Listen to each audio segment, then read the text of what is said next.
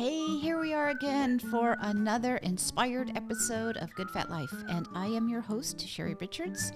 And today we are going to be talking about movement. If you know anything about me, you will know that I am not a person, I always thought I was a person who didn't like to move. And that's not true. I don't like exercise.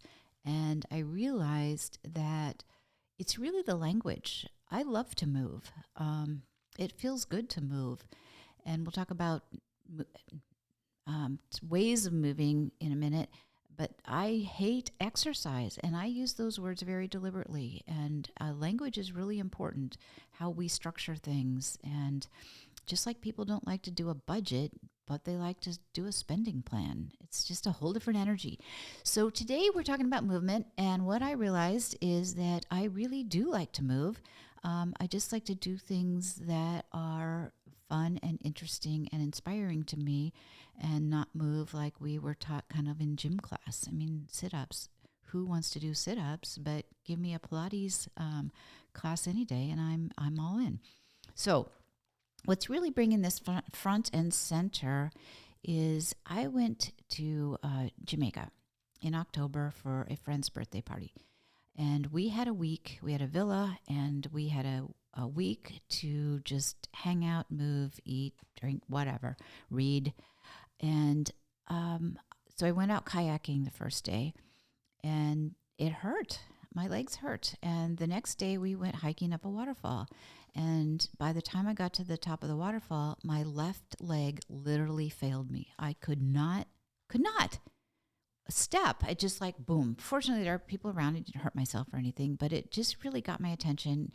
And so my leg was really sore the rest of the, for most of the rest of the trip. So all I could really do was kind of snorkel in the bay, or, kick around, splash around in the pool. But going up and down stairs was tough. I couldn't paddleboard. Well, I really couldn't paddleboard anyway. I'll blame it on my leg. But when I got home, I went to see, there's an amazing physical therapist here in town. Her name is Sue Stevenson. And she told me that why my leg failed was because my core strength on my right side is weaker than my left side. And that if I was really fortunate to have this experience today happen now, well, about 9 months ago, and versus 10 years from now, when I would be slowly continuing to do damage, and there's no recourse then. I mean, the body parts have just kind of like failed, and you can't rebuild them after a certain point. So I felt really good about that. And what she was really adamant about was building core strength. And when our core is strong, the rest of us is strong. So I said, okay, I'm going to do Pilates. And I really like Pilates. I love Pilates. It's like what dancers do. And I like to think of myself, here we go with language, as a dancer of sorts. So anyways, to make a very long story short, it's 6 months later. I have actually done 2 classes in 6 months. And so that's kind of an epic eye-opening that I really need to do something different. So I found that what I really need to do is build in the movement habit. And the movement habit is no different than brushing our teeth. I mean, there's days we don't want to brush our teeth, but we still brush our teeth because we do that. That's what we do. And it's such a habit. Many days you don't even think about it. You just do it. So the goal, and I had a really lovely talk with my chiropractor yesterday, Dr. Adam Rushford of Hands on Health, who we were talking about that and the importance of building in a movement habit. And his comments were, well, here first on why it's so important is, I don't know if you know this, but all of the medical research that's been coming out since 2019 is that we sit too much, and our sitting too much is more dangerous than smoking. And again, this was before COVID, so I can't imagine how these studies are going crazy. They're probably like flashing red now. because with COVID, we were stuck inside, or yeah, we just got even more sedentary. And it's not just older folks or people that have desk jobs, it's kids now because kids are playing video games. And that's a lot more sedentary than running outside and being, you get it. So, anyway, so how does it affect your body? So, it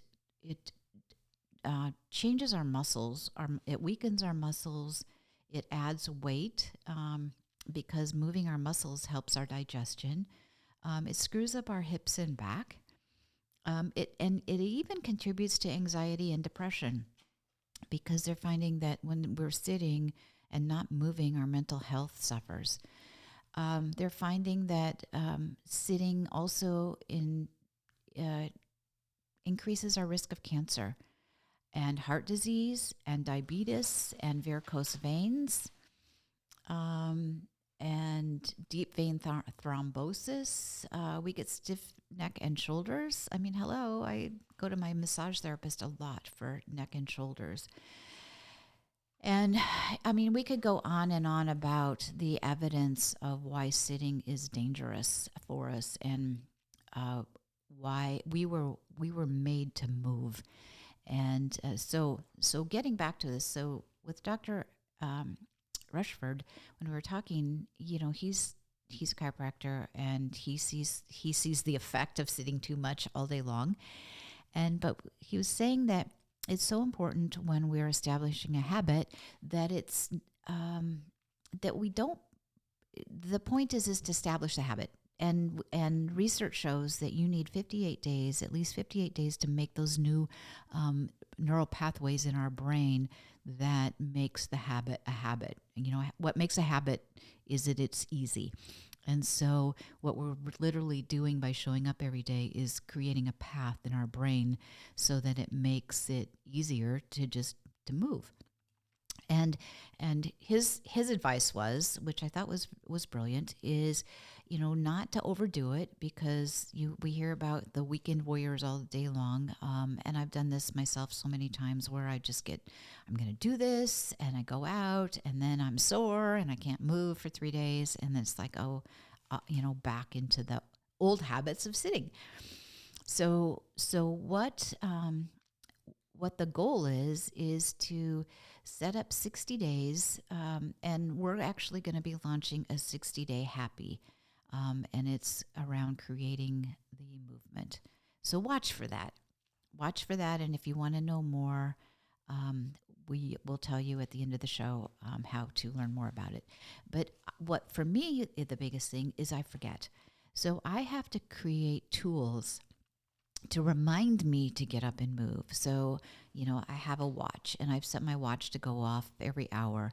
So it reminds me to get up and just, if I'm working in my home office, to do nothing, even if it's just run up and down the stairs, run down to the printer, run up to something. Spend 5 minutes doing something that makes you move. The next thing is, and these are some things that Dr. Rushford had in their practice, is a progress tracker. So every time that you are outside for an hour, then you color a leaf on this tree. So that was really insightful to see how many hours I wasn't outside. I mean, I really had to pay attention to be getting in those 50 leaves. Now, it was kind of a wonky month, but still, the point is it was eye-opening, and it was also a good way to kind of have fun with it. I mean, the point is we've got to have fun. Another thing is, here's a 30-day movement challenge. So it's like a diary, and you have to fill it out every day to say that you got your movement in. I find for me, it's hard to just say, I'm going to move every day for an hour, deliberately move.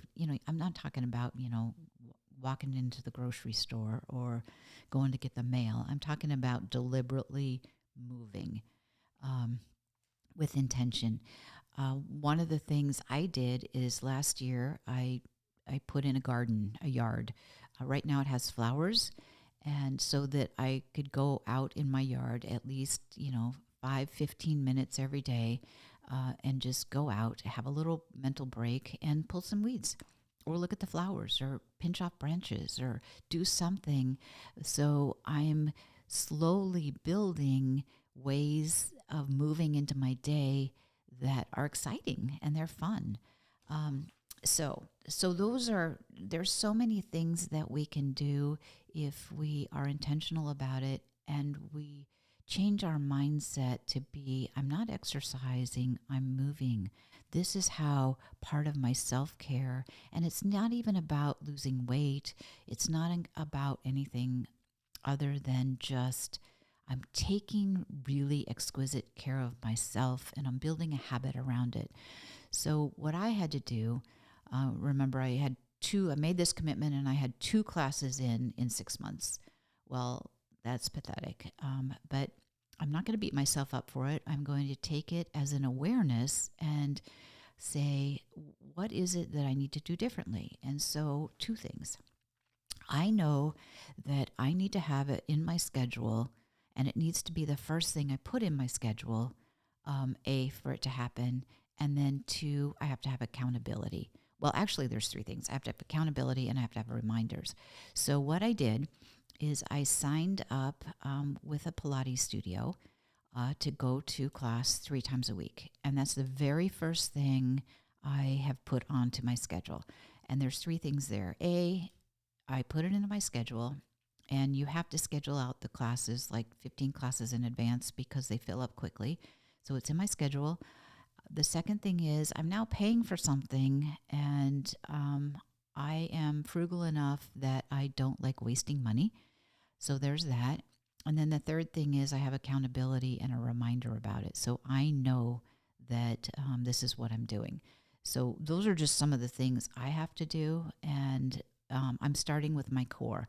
I decided that the core is the most important. It's not I decided. I just did the research and have learned that the core is the most important place to start to build strength.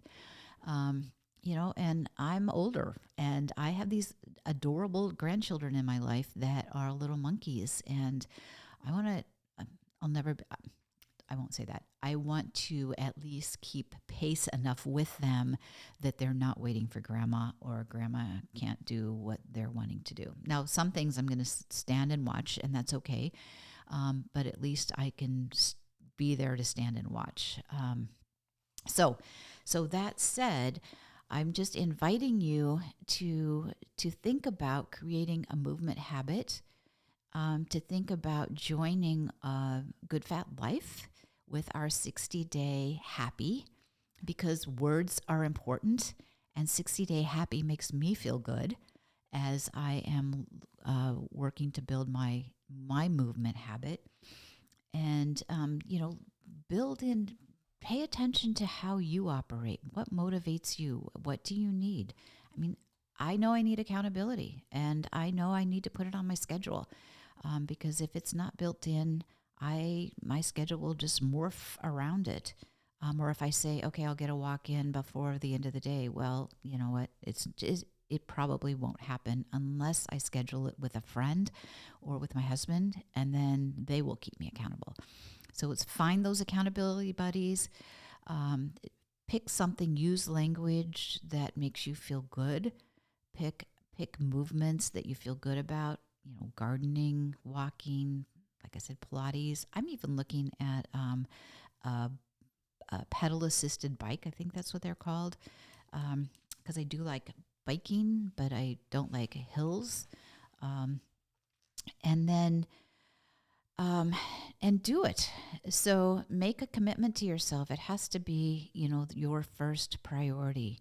And it's not, I don't know about you, but we're finding it doesn't seem like a week goes by that we don't hear that a friend has passed, made their transition into another life, and they're not that old.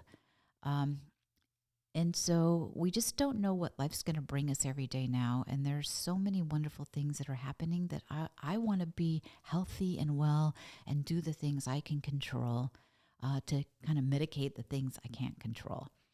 So with that, at Good Fat Life, I want to just take a moment and shout out to one of the teams in my life that definitely supports my mindful movement is Hands on Health and Dr. Adam Rushford.